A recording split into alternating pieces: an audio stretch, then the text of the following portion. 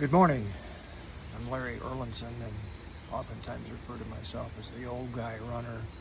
Sitting out here after my 2-hour run this morning on our deck and enjoying the recovery moments with our beautiful backyard, which I credit to my lovely wife who works so hard in that. When you're out there for a couple hours by yourself, quiet hours of the morning, so a lot of thoughts go through your mind. And so I'm calling this Thoughts on the Run.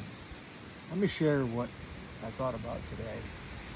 In our church, they are beginning a sermon series on the book of James, and they have encouraged us to read this week chapter 1 of James every day, which I've done each day in a different translation of the Bible.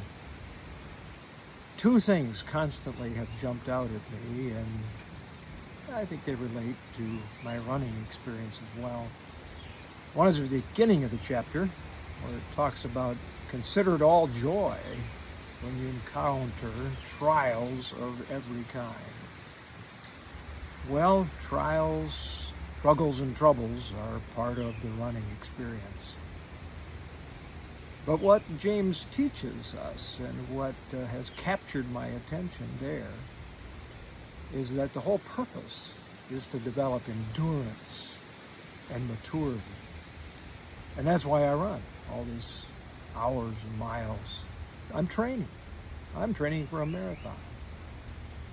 And the hours and the time and the struggles that you go through in training build endurance to be successful in the marathon.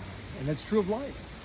The trials and struggles that we go through, God wants to walk with us and run with us in those moments to build endurance so that we will be complete and know what His perfect will is for our lives. But you know, the end of that chapter talks about paying attention to and caring for orphans and widows. And that has often also captured my attention because it has become a passion of mine to care for people in this state, orphans and particularly widows. And the thought today crossed my mind that not just those who are literally orphans or widows, but those who are experiencing those same issues in life because of loneliness, feeling forgotten, alone, in whatever experience they're having, physical, emotional, relational.